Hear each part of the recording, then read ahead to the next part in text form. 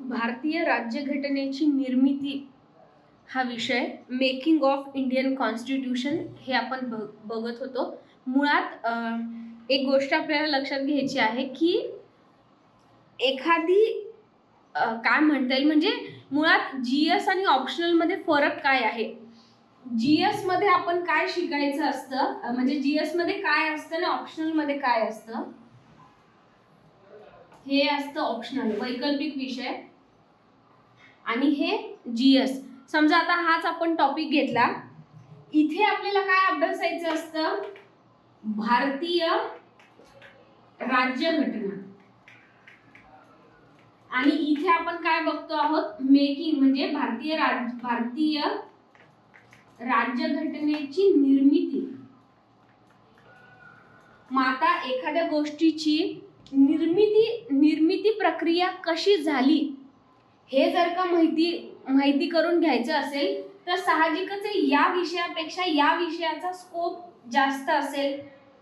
याचे जे आयाम असतील, जे काही याच्याबद्दलचे मतांतर दृष्टिकोन असतील ते जास्त असतील. म्हणजे विषय तोच आहे, ते बदल कशाचा असतो, दृष्टिकोनाचा बदल असतो.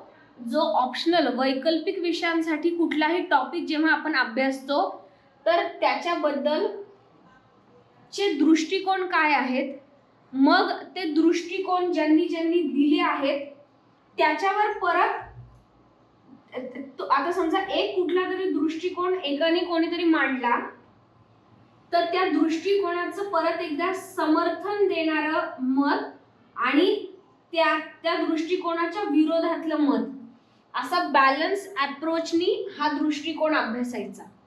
म्हणजे अशा पद्धतीने आपण ऑप्शनलच्या विषयांचा अभ्यास हा करत असतो.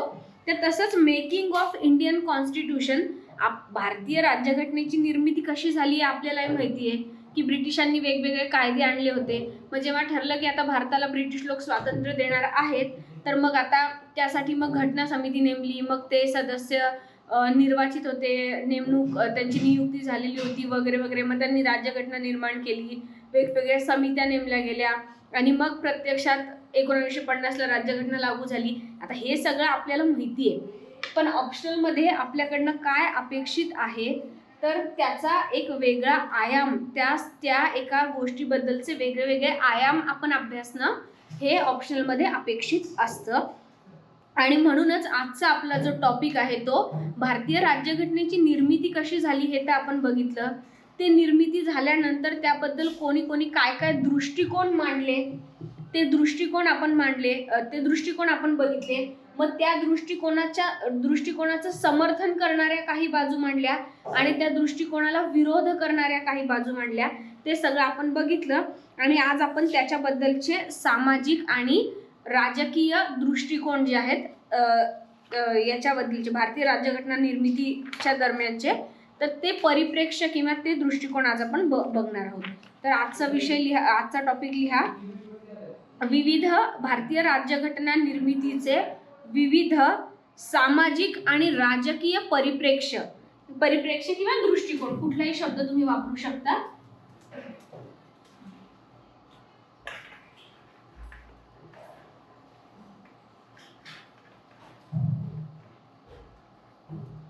परिप्रेक्ष्य किंवा ज्याला पर्स्पेक्टिव्ह असा इंग्रजी शब्द आहे. ठीक आहे. आता लिहा, विषयाची संकल्पना. या विषयाची मूळ संकल्पना काय आहे. जसं मी सांगितलं की कुठलाही विषय अभ्यासताना आपण त्याच्या मागची संकल्पना काय आहे ती बघतो, तर ते लिहून घ्या. विषयाची संकल्पना या संविधान सभेतील विविध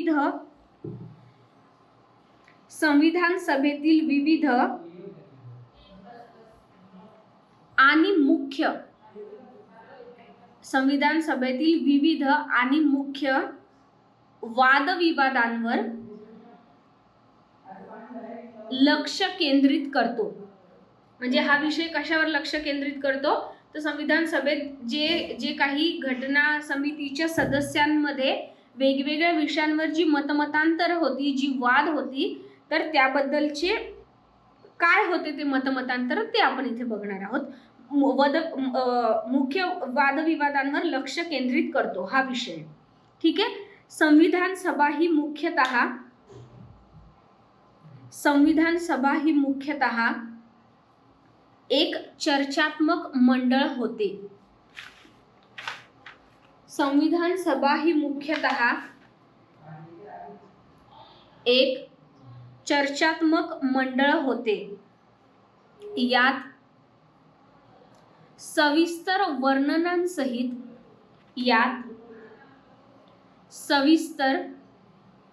वर्णनांसहित म्हणजे वेगवेगळ्या गोष्टीचं वर्णन करायचे ते सदस्य, वर्णनांसहित वादविवाद होत.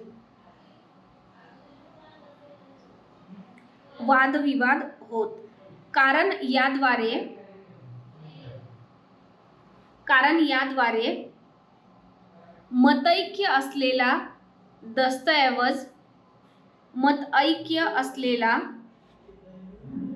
दस्तऐवज निर्माण होत होता.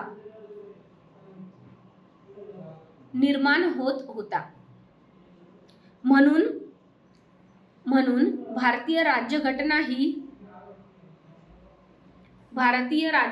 ही सर्व संमतीवर आधारलेली असून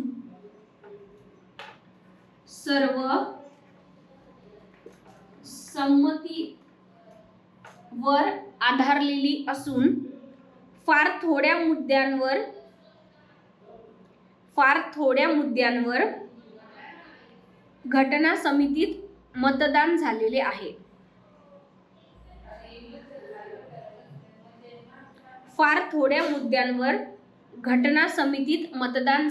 मग हे मतदान कधी झालं हे आपल्याला माहितीये, आजही माहितीये. आपल्या संसदेचं म्हणजे आजही आपल्या संसदेत ज्या प्रकारे कायद्याची निर्मिती होती, तर समजा एखादा कायदा आहे, जसं आपण म्हणतो ना की एखाद्या गोष्टीवर जर का टाय झाला, म्हणजे एखादा मुद्दा आहे आणि त्याच्यावर मतैक्यच होत नाहीये, तर मग अशा वेळी आपण काय करतो, मतदान घेतो. आजही संसदेत आपण एखादं बिल पास करताना, एखादं विधेयक पास करताना हे घडतं, मतदान घेतलं जातं. तर तेव्हाही असंच झालं, पण मतदान घेण्याची आवश्यकता फार कमी वेळी पडली. सगळ्यांनी आपापली मतं मांडली, पण मग मतैक्य सुद्धा झालं. त्याच्यातून एक सुवर्ण मध्य पण प्रत्येक वेळी काढला गेला आणि फार थोड्या वेळी परिस्थिती अशी थोडी वरच्या लेवलला गेली की आता कोणाचंच मतैक्य होत नाहीये, तर मग आता मतदान घ्या. तर असं फार कमी वेळेस झालेलं आहे. पुढे लिहा, नेपाळची राज्यघटना ही मतैक्यावर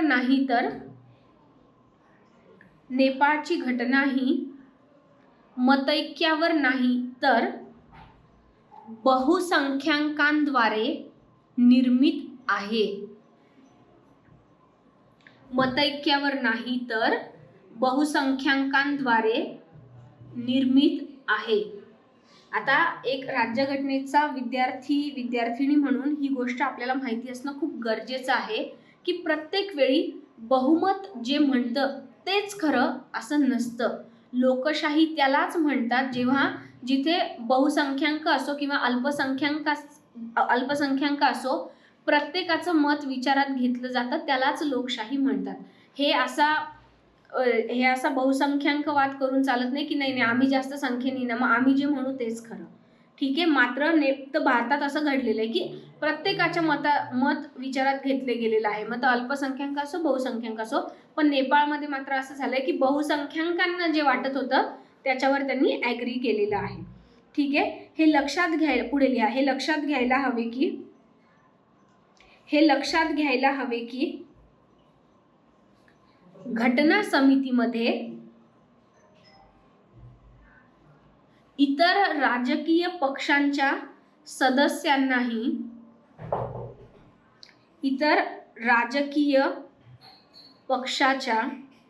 सदस्यांनाही सहभागी करून घेतले होते.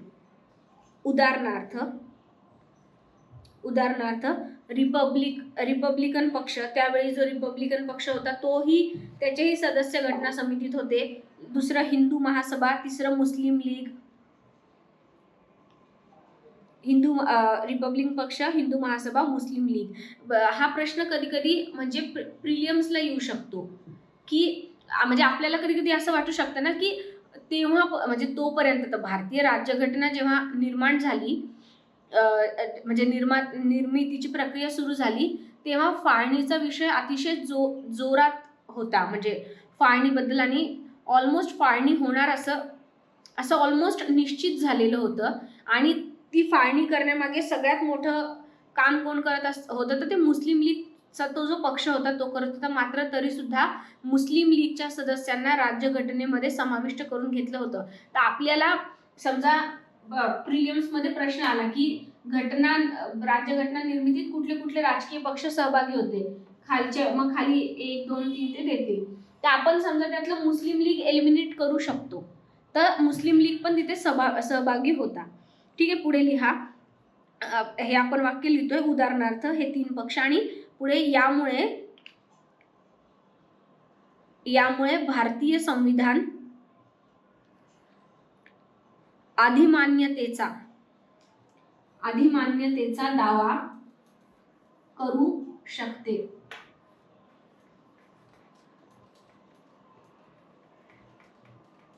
अधिमान्यता जो शब्द आता आपण बघितला त्याचा इंग्लिश शब्द आहे लिजिटिमसी. तर हे आपल्याला किंवा याला अधिसत्ता अधिमान्यता असे दोन्ही नावं आहेत. आपल्याला हा पेपर 1च्या सेक्शन ए मध्ये जेव्हा आपण राजकीय सिद्धांत शिकणार आहोत तिथे हा अधिमान्यतेचा थिअरी ऑफ लिजिटिमसी शिकणार आहोत. ठीक आहे, आता पुढे लिहा. संविधान सभेतील मुख्य परिप्रेक्ष्य पुढील प्रमाणे. संविधान सभेतील मुख्य परिप्रेक्ष्य पुढील प्रमाणे. नंबर 1 चा लिहा राजकीय परिप्रेक्ष्य. आता हे राजकीयला ना हा असा 1 नंबर द्या. हा राजकीय आणि हा सामाजिक. म्हणजे मग याच्या अंतर्गत परत 1 2 परत 1 2 अंतर्गत ए बी असं खूप सब टॉपिक परत त्याचे सब टॉपिक मध्ये लक्षात येतं सिस्टमॅटिक. तर असा हा नंबर 1 राजकीय परिप्रेक्ष्य लिहा आधी. राजकीय परिप्रेक्ष्य. आता याच्यात नंबर 1 द्या.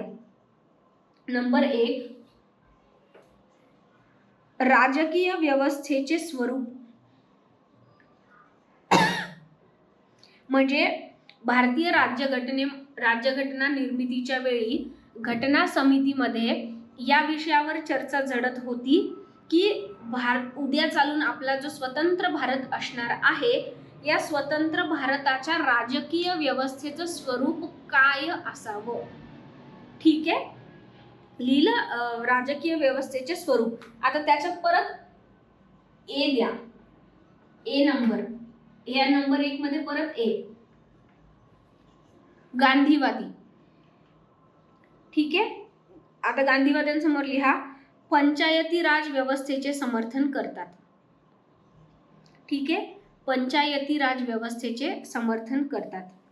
बी लिहा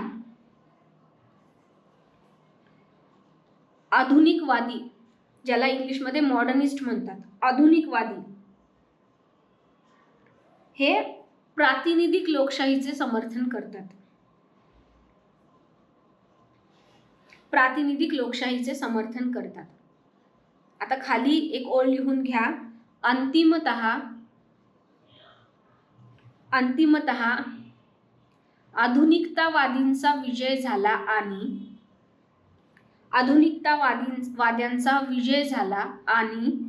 गांधीवाद्यांना घटनेच्या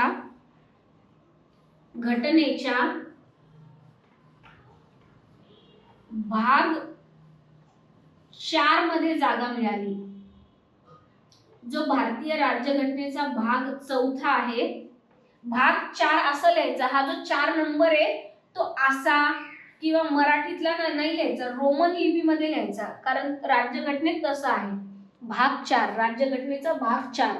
तर गांधीवादी तत्वांचा उल्लेख भारतीय राज्यघटनेत कुठे आहे तर राज्य ध्येय धोरणाची जी मार्गदर्शक तत्व आहे भाग 4 मध्ये, तिथे आपल्याला गांधीवादी मूल्य दिसतात. ठीक आहे, आता नंबर 2 लिहा. या राजकीय परिप्रेक्ष्यामध्ये नंबर 2 लिहा सरकारचा किंवा शासन व्यवस्थेचा प्रकार. शासन व्यवस्थेचा प्रकार. ठीक आहे, याच्यात ए लिहा. ए मध्ये कोण आहेत? गांधी आणि नेहरू आणि पटेल, म्हणजे जवाहरलाल नेहरू, सरदार पटेल आणि त्यांच्या विचारांची जी मंडळी होते त्यांना काय वाटत होतं? संसदीय व्यवस्था. संसदीय व्यवस्था. आणि बी लिहा उजवे किंवा हिंदू ज्या पार्टी होत्या, हिंदू पक्ष असं लिहा, हिंदू पक्ष, यांचं मत काय होतं? तर अध्यक्षीय व्यवस्था. म्हणजे भारताचा शासन प्रकार कुठला असावा? तर नेहरू, पटेल आणि या मंडळींना वाटत होतं की संसदीय व्यवस्था आपल्याकडे असावी, म्हणजे कारभार हा एकट्या व्यक्तींनी नव्हे तर सगळ्यांनी. आता जसं आपण म्हणतो की एखादा निर्णय घेताना पूर्ण मंत्रिमंडळ त्याच्यावर संमती करतं आपल्या संसदीय व्यवस्थेत. अध्यक्षीयमध्ये कसं असतं? जे त्या अध्यक्षांना वाटतं तशा प्रकारे राज्यकारभार केला जातो. तर उजव्या गटांना वाटत होतं की आपल्याकडे आपल्या देशामध्ये भारत देशामध्ये अध्यक्षीय व्यवस्था असावी. ठीक आहे, आता तिसरं लिहा संघराज्याचे स्वरूप. हे जे आहे ना, हे जे आहे ना संघराज्याचे स्वरूप, याच्यातलं तिसरं संघराज्याचे स्वरूप.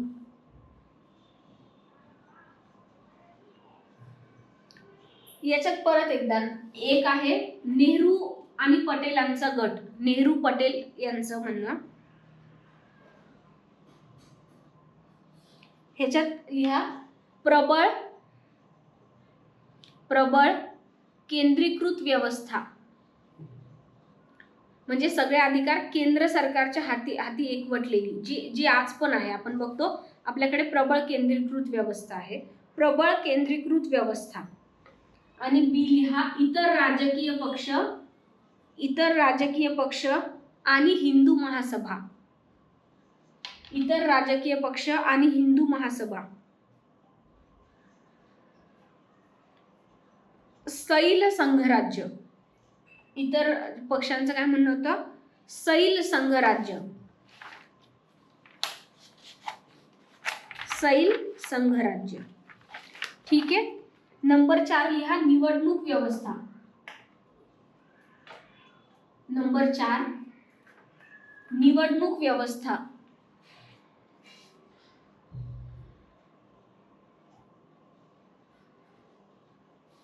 निवडणूक व्यवस्थेत लिहा अल्पसंख्याक सदस्य, म्हणजे घटना समितीमध्ये अल्पसंख्याकांचं प्रतिनिधित्व करणारे जे सदस्य होते, तर अल्पसंख्याक सदस्य जसे की पोकर साहिब नावाचे एक व्यक्ती होते जे अल्पसंख्याकांच्या गटाचं प्रतिनिधित्व करत होते. पोकर साहिब यांच्यानुसार स्वतंत्र मतदारसंघ असावेत. स्वतंत्र मतदारसंघ असावेत. मात्र सरदार पटेल, जी.व्ही. पंत, घटना समितीतील सदस्य होते हे जी.व्ही. पंत, यांना असे वाटत होते की स्वतंत्र मतदारसंघांमुळे अल्पसंख्याकांना राष्ट्राचा अविभाज्य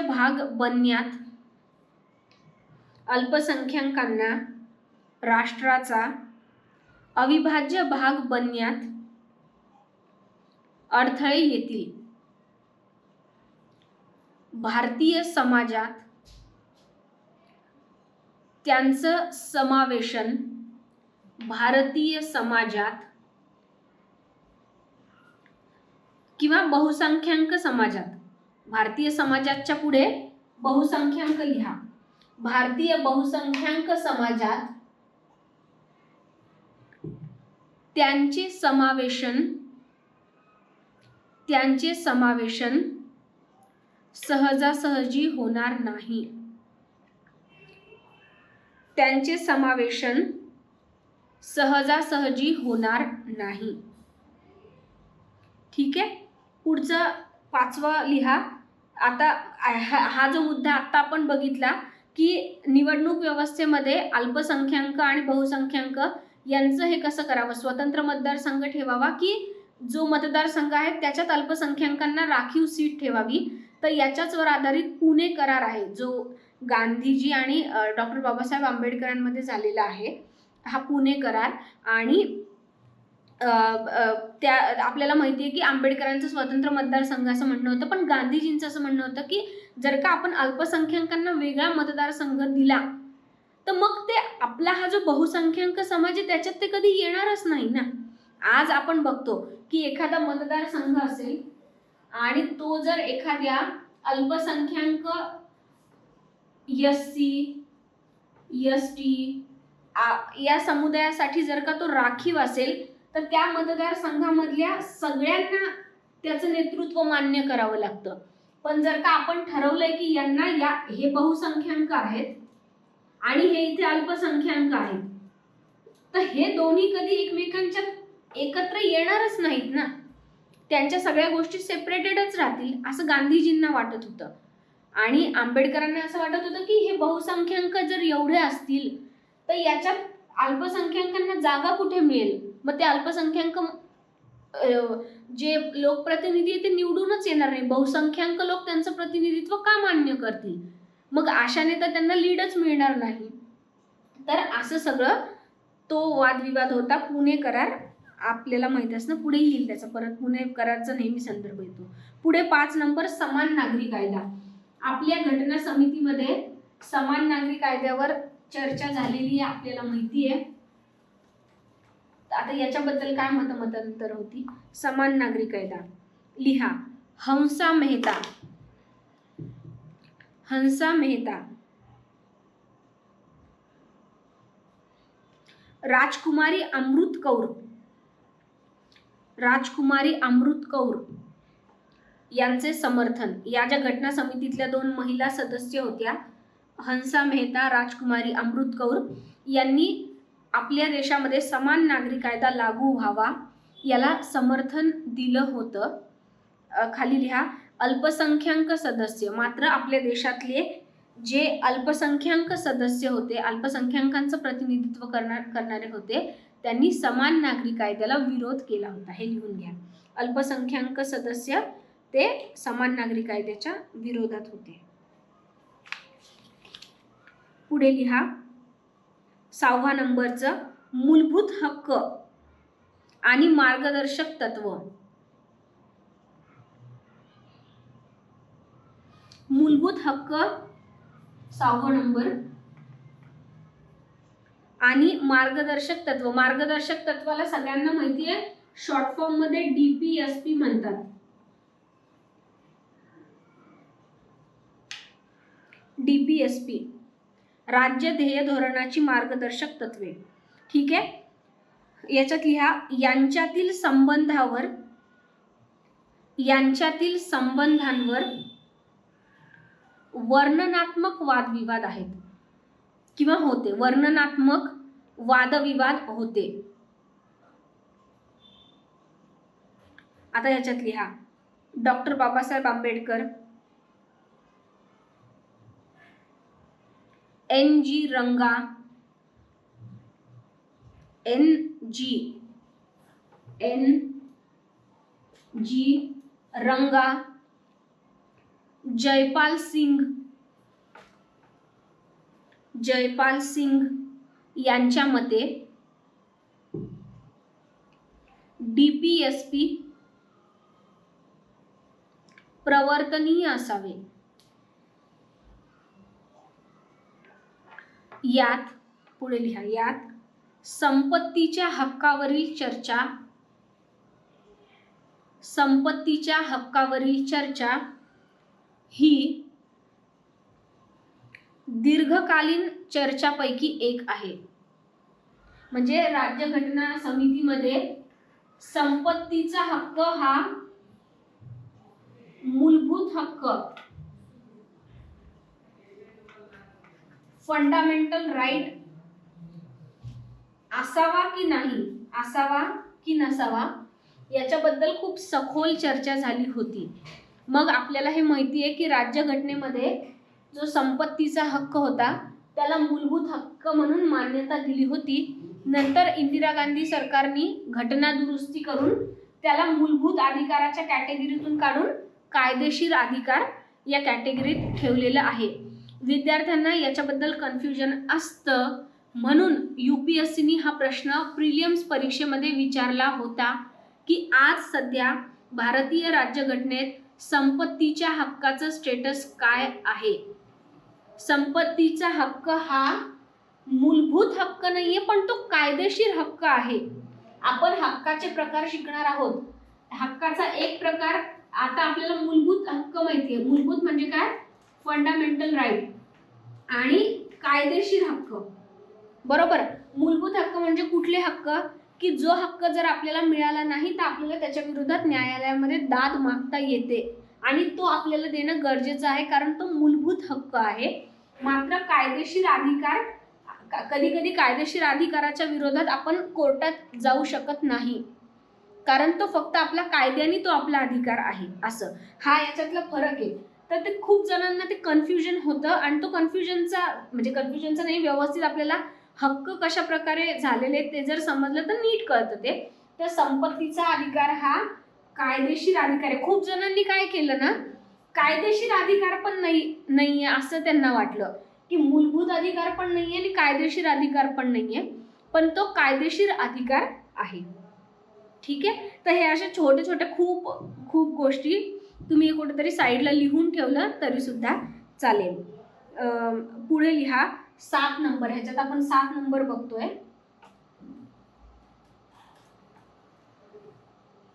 7 नंबर राज्यपाल पद. आता बघा, राज्यपाल पद या विषयावरून जो वादविवाद आहे हा तेव्हापासून आहे. घटना समितीत तेव्हा सुद्धा राज्यपाल पदावरून वाद होते. म्हणजे UPSC तर आहे की हाच पेपर 1चा सेक्शन B मध्ये राज्यपाल पदावर 4-5 प्रश्न येऊन गेलेले आहेत. म्हणजे आता UPSCचं नवीन स्वरूप कधीपासून सुरू झालं होतं? 2013 पासून. आता किती झालं? 2024ची अजून परीक्षा झाली नाही, समजा 2023. या 10 वर्षात राज्यपाल, राष्ट्रपती, पंतप्रधान या पदांबाबत UPSCनी ऑप्शनलच्या पेपरमध्ये खूप प्रश्न विचारलेले आहेत. त्याचं कारण आहे आपल्याला माहिती आहे कुठल्या ना कुठल्या राज्यामध्ये तिथले राज्यपाल आणि तिथलं केंद्र सरकार यांच्यामध्ये नेहमी काही ना काही ठिणग्या उडत असतात, त्यांच्यात वादविवाद होत असतात. तर त्यामुळे राज्यपाल पद हे सुरुवातीपासून काय म्हणता येईल, एक विवादास्पद पद राहिलेलं आहे. आणि बरोबर आहे ना, एका राज्याचे 2 प्रमुख की मुख्यमंत्री हा निर्वाचित आणि केंद्राचा प्रतिनिधी म्हणून राज्यपाल हे, तर 2 मुख्य माणसं असल्यावर अधिकारांवरून त्यांच्यात भांडण होणारच ना, की तुमचा अधिकार मोठा की माझा मोठा. तर असं सगळं ते आहे. आता लिहा पंडित ठाकूरदास भार्गव आणि पंडित नेहरू यांच्यातील वादविवाद. म्हणजे या दोघांमध्ये खास याच्याबद्दल वादविवाद झाला. काय? पंडित नेहरू यांच्यातील वादविवाद. ठाकूरदास यांच्या मते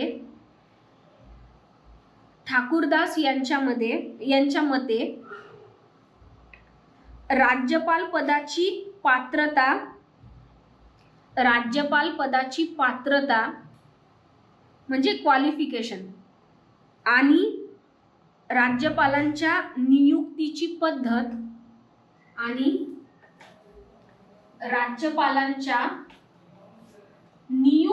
पद्धत या संबंधीच्या तरतुदीचे सविस्तर वर्णन असावे.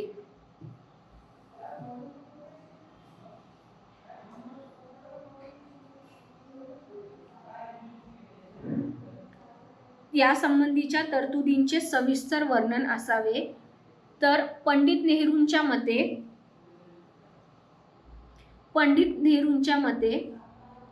ही संस्था म्हणजे आपल्याला माहिती, राज्यपाल हे एक पद नाहीये, तर ती एक संस्था आहे. एक संकल्पना आहे ऑफिस आणि एक असती पोस्ट.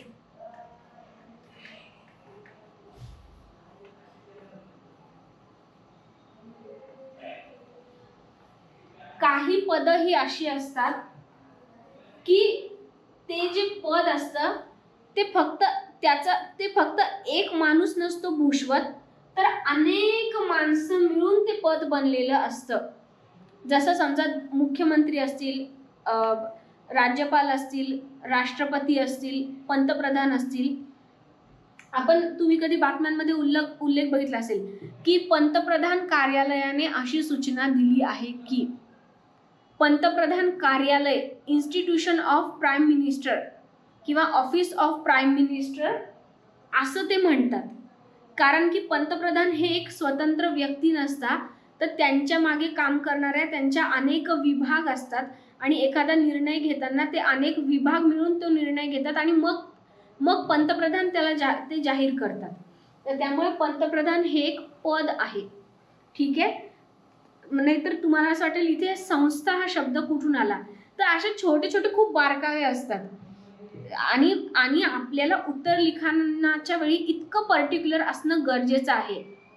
पंतप्रधान हे पद, ठीक आहे, जेव्हा आपण नेमणूक करतो किंवा पंतप्रधान पदाचे निकष काय आहे, कोण माणूस पंतप्रधान पदाची म्हणजे निवडणूक लढवू शकतो, तिथे आपण पद हा शब्द वापरू शकतो. पण जेव्हा एखादी धोरण निर्मितीची गोष्ट येते किंवा राज्यशास्त्रातल्या एखाद्या गोष्टीबद्दल आपण लिहितो, तर तिथे पंतप्रधान पद किंवा पंतप्रधान ही संस्था असा कधी कधी तिथे उल्लेख करावा लागतो. तर नेहरूंच्या मते ही संस्था म्हणजे राज्यपाल ही जी संस्था आहे ही निरोगी सोयीनुसार लवचिक असावी. ही निरोगी सोयीनुसार लवचिक असावी. म्हणजे त्या नेहरूंचं म्हणणं होतं की असे काही अटी शर्थी नको, जो कोणी कॅपेबल व्यक्ती वाटेल त्याला राज्यपाल आपण करू शकतो, की त्याचं शिक्षण हेच पाहिजे, त्याचं तेच पाहिजे असं काही जरुरी नाहीये. ठीक आहे, असं नेहरूंचं म्हणणं होतं.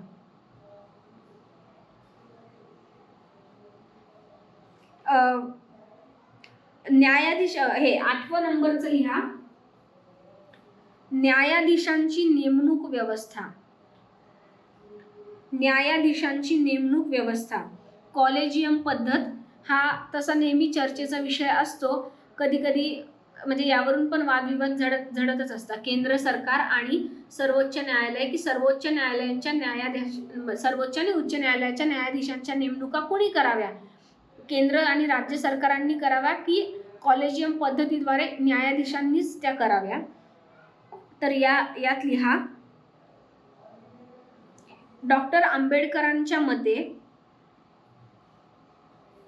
न्यायाधीशांची नेमणूक न्यायाधीशांनीच करावी. हे आपल्यासाठी महत्त्वाचं आहे, कारण कॉलेजियम पद्धत नेहमीचा विषय आहे आणि न्यायमंडळावर एक तरी प्रश्न येतोच. जो न्यायपालिका आहे ना, हा टॉपिक, याच्यावर एक तरी कंपल्सरी प्रश्न येतो आणि बहुतांश वेळा कारण की काय ना, हा करंट अफेअरचा मुद्दा असतो नेहमी, की न्यायाधीशांच्या नेमणुकावरून काहीतरी वादविवाद झाला, काहीतरी घडलं, तर नेहमीचा करंट अफेअरचा विषय आहे. तर कॉलेजियम पद्धतीवरून प्रश्न येऊ शकतो. त्यावेळी आपल्याला आंबेडकरांचं हे मत तिथे लिहिणं, जर आपण लिहिलं तर आपलं उत्तर अजून चांगलं होईल. आंबेडकरांनी असं स्पष्ट सांगितलं होतं की न्यायाधीशांची नेमणूक न्यायाधीशांनीच करावी. आंबेडकरांना असं वाटत होतं की तिथे सरकारी व्यक्तींचा हस्तक्षेप नको म्हणून. ठीक आहे, आता आपण बघूयात सामाजिक परिप्रेक्ष्य. हे झाले, हे 8 आपण जे बघितले ते राजकीय बघितले. आता हे असं रोमन नंबर मध्ये 2 लिहून सामाजिक परिप्रेक्ष्य. सामाजिक परिप्रेक्ष्य याच्यात लिहा. घटना समितीत दोन महत्वाचे प्रबळ सामाजिक परिप्रेक्ष्य होते. 2च होते पण प्रबळ होते. म्हणजे संपूर्ण राज्य काय म्हणता, संपूर्ण संविधान सभा ही 2 गटामध्ये विभागली गेली होती.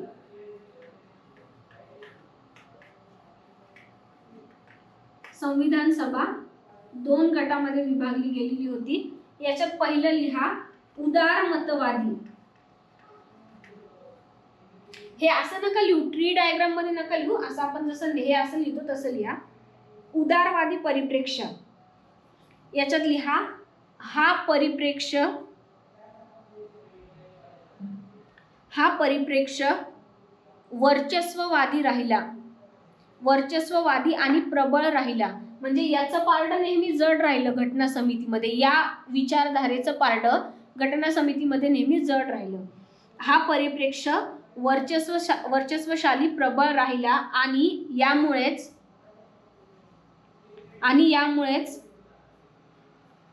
संविधानामध्ये मूलभूत मूल्य आणि मूल्याच्या पुढे किंवा करून मूलभूत अधिकार. आपल्याला माहिती, आपल्या राज्यघटनेत आपल्याला मूलभूत अधिकार दिले गेलेले आहेत. मूलभूत मूल्य किंवा अधिकार, पुढे ब्रॅकेट मध्ये भाग 3. आपल्या राज्यघटनेच्या भाग 3 मध्ये मूलभूत अधिकारांचा समावेश आहे, हे आपल्याला माहिती आहे. भाग 3 ची निर्मिती म्हणजे राज्यघटनेत जी उदारमतवादी विचारधारा होती ही इतकी प्रबळ होती की हिच्यामुळे आपल्याला भरपूर मूलभूत अधिकार मिळालेले आहेत. मूलभूत अधिकाराचा समावेश व्यापक मूलभूत अधिकार भारतीय राज्यघटनेने आपल्या सगळ्या नागरिकांना दिलेले आहेत. मूलभूत अधिकारांची, मूलभूत मूल्यांची निर्मिती. दुसरा लिहा समाजवादी. दुसरी विचारधारा कोणती होती? समाजवादी. आपल्या देशातील गरिबी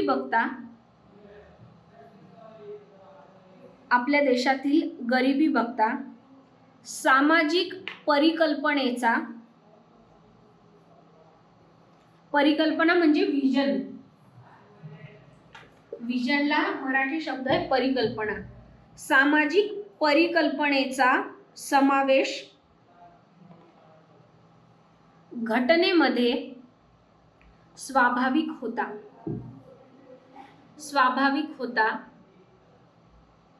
जो भाग 6 मध्ये आढळतो.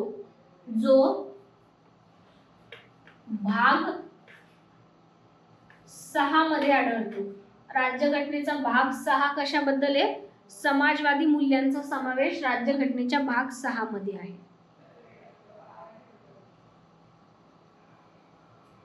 पुढे लिहा याच भागात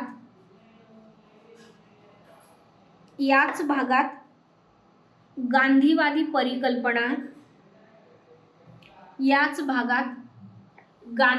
परिकल्पना जसे की सहकार, पंचायत यांचा.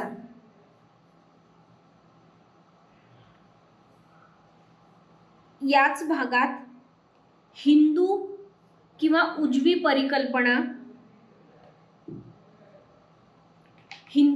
उजवी परिकल्पना जसे की समान नागरी कायदा,